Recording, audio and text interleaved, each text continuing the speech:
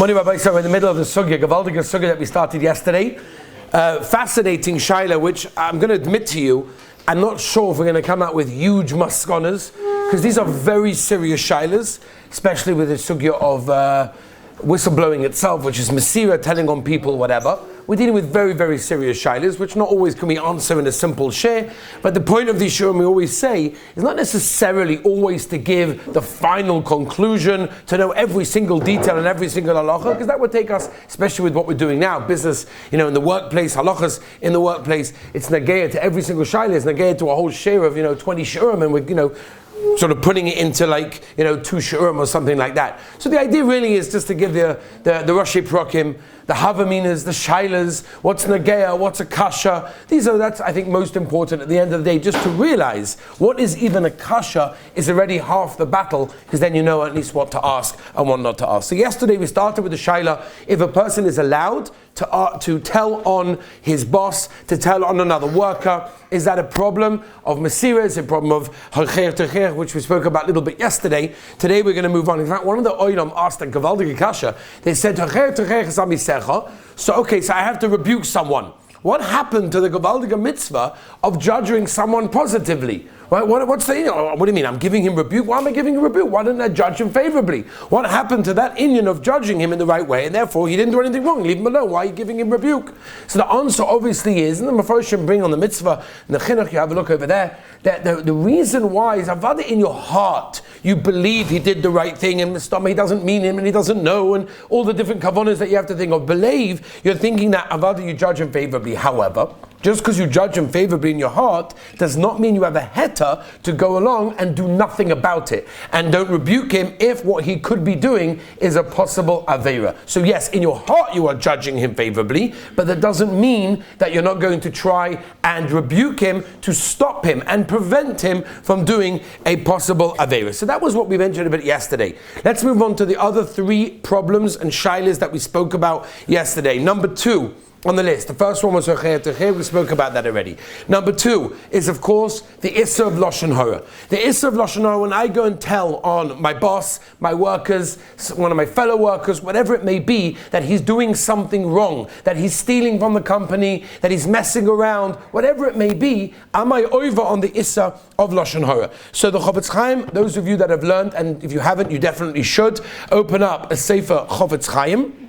To talk about another yid is such a gefährliche Chazach that a person, as the Chofetz Chaim himself mentions in the Hagdama, can be over of 17 lavim, 17 negative commandments and 14 positive commandments just by speaking badly about somebody else, even if it's true, as the Chofetz Chaim says quite clearly. Which means a person has to be ultra careful when he's dealing with the sugya of telling his boss, telling the authorities or someone else about someone that's doing something wrong, for the sugya of Lashon Hara. So the Chofetz Chaim says in Klal Yud that if it fulfills 7 conditions, right, we have mentioned this slightly before when we discussed the sugya of writing reports on Amazon for restaurants, but just to make it even clearer, I want to mention the 7 conditions that the Chofetz Chaim writes in Klal Yud that makes it permitted for a person to tell sugya of Lashon Hara about someone that is doing something wrong, of course, in order that there should be some toyeles involved.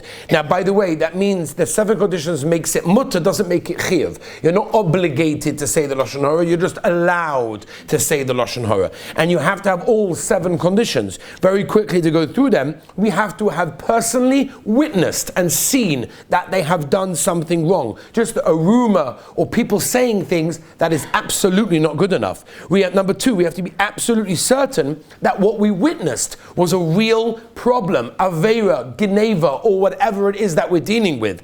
Number 3, if it lamaisa, I could go along and give him a bissel musa, I can give him some rebuke, that is the first step that I should be doing, rather than publicizing what he did wrong. Number 4, it has to be that what we say is exactly the facts. I cannot mention anything else. I cannot exaggerate or just try to bubble up the story to make it sound more juicy and more gishmak. I'm not allowed to do that. Number 5, our motives have to be very kosher. It's very, very important that we're not going to get anything beneficial, our personal self, from what we're saying, and purely doing it to save the company, to save people, whatever it is, from what's going on. Number 6, if we can try and help the injured party without resorting to Lashon Hara, that is, of course, that's what I should be doing without speaking Lashon Hara. And number 7, it has to make sure that at the end of the day, that it has to be careful what exactly is going to happen at the end over here.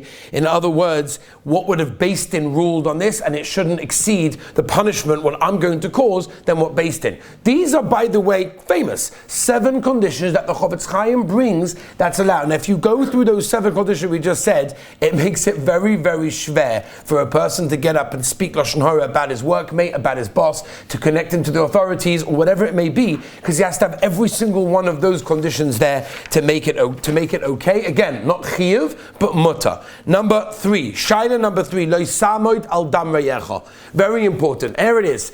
I'm in a business, I know what's going on, and there are people who are being injured, damaged financially because of this guy. He's ripping them off. He's messing around with the insurance papers. He's doing all sorts of problems. How can I, lo samoid al dam reyecha, how can I stand there and allow my friend's blood to be shed in this way, right? So that's the kasha. When I have a situation like this, when I know someone is doing something wrong in the business world, in the office, in the paperwork, in whatever it may be that he's doing, if I know about it, I have an obligation. I'll be the Torah. The Torah says, that means I have a chiyuv to do that, right? And that's a mefurish pasuk in the Torah. That means, and Rashi brings a Torah's kahanim, if I see someone drowning or something like that, I have a chiyuv mid'oraisa to help him, to save him. The Sefer Mitzvahs bring down, the Rambam says, in Loisa Say Reish Tzadi Zayin, very simply, not only does it apply to saving him, like Rashi brings on Torah's Kahanim, if he's drowning, but who hadin to give, for example, testimony, to give edus in Beis Din, if it's going to save someone from a financial loss.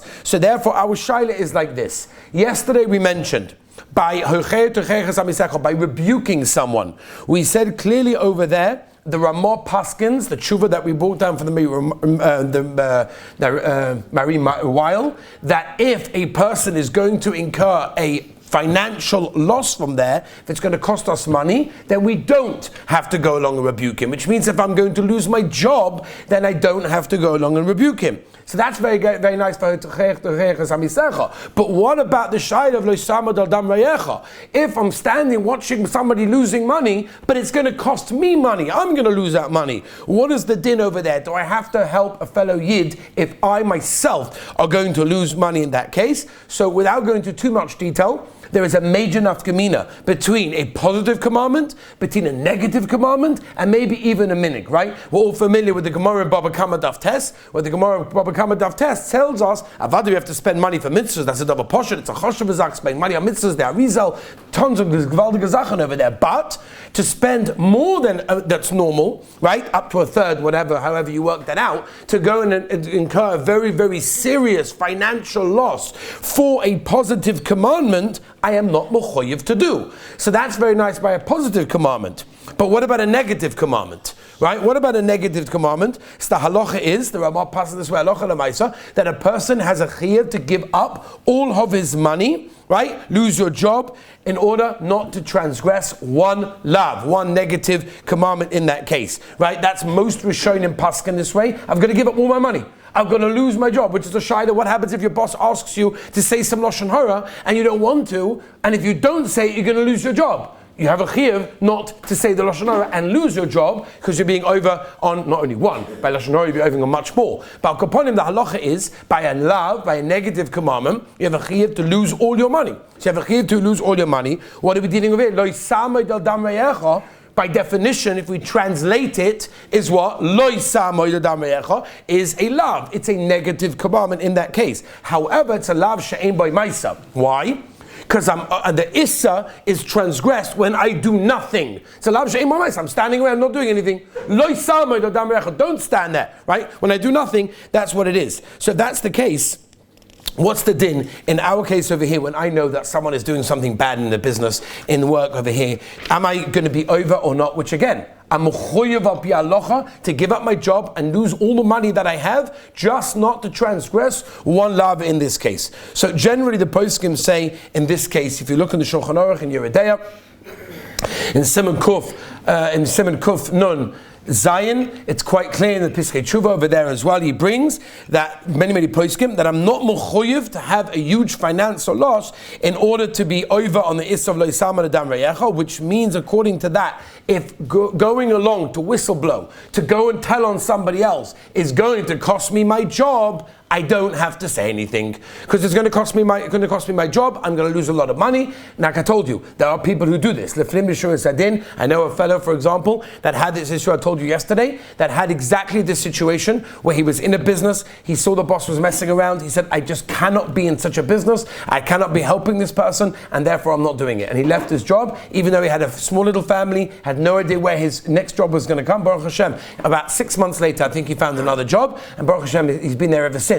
But he's an Elech Yid that he understood, I cannot work in such a place. But al pi halacha, to go along and tell on someone else, if it's going to cost me my job, the halacha is that would not be required in that case. Last shaila Rabbi of this sugya is, of course, the shaila of being a moisa, which is informing the government, informing authorities, handing over, and we're talking over here about a Yid, to the secular authorities specifically, which is, of course, most nogeya. If you look in the Shulchan Aruch, in Choshen Mishpat, Siman Shin Peiches Sif Tes, the Shulchan Aruch writes that anyone that, and the Bar Rabbi, remember this, because this is unfortunately is nogeya to all sorts of situations as well. Shulchan Aruch paskins, anyone that hands over a Yid to a non-Jew, whether it's a personal thing or a business thing, Ein loy chelek ba'olam haba. As I state in the Shulchan Aruch in that Kain Choshen Mishpat Siman Shin Peiches. If you look at Aruch HaShulchan over there, he has a huge arichos to explain what does it mean, how does it work in that case. So here's the kasha: if my boss is Jewish, or if the workers who are doing things around me are Jewish, and I'm going to be reporting the boss or the workers, whatever it may be, am I allowed to do that if the government is going to get involved and cause problems for this problem? Now, Mesira is a very serious shayla. We are not going to answer Mesira right now. Like I told you, Aruch HaShulchan has a zarichas to try and explain different mahalchim. Depends on types of governments, by the way. The Aruch HaShulchan says maybe it depends if the government is a normal government or it's a crazy government. Rav Moshe says nishtazoi, doesn't really paskin that way. It's such a complicated sugya. It's really a shaila for a beis din, that if you have such a shaila, it's something that you really should ask a beis din in this case. Otherwise, you definitely should not get involved with the shaila of Mesira. There is an article written by Rabbi Dr. Osher Meir of the Business Ethics Center of Yerushalayim. He actually was a graduate of Harvard, and he teaches in some of the places that teach very higher education, and he writes in his experience, it's not kedai unless you're absolutely sure what's going on. It's not kedai to get involved because most people that did whistleblowing lost their jobs and had serious ramifications, repercussions that were not kedai. So he says before you get into the sugya, it's definitely not kedai to get involved in Mesira. But before we even touch Mesira, we had the Lashon Hara Shaila, we had the Chayet Techech, and we also had the Lo Yisam Adam Reyecha. It's a very serious shaila. Think about it carefully. But the ikar is what we said yesterday. A person has to know in himself when he's doing business to make sure he does things that are erlich. As the Peleiotes and others that we mentioned previously told us, a person needs a certain emunah and bitochen in the Rabbeinu Shalom to do things correctly, even when it's difficult, even when you think that I have to cheat and falsify papers in order to make money. The Rabbeinu Shalom gives parnasa, as the Gemara tells us. You could do more ishtadlus, doesn't mean you're going to get more money. You have to do what's right. That's what's important. That's the idea. But Ezra Hashem, tomorrow, B'li Neder, we're going to be starting a brand new sugya of ribis.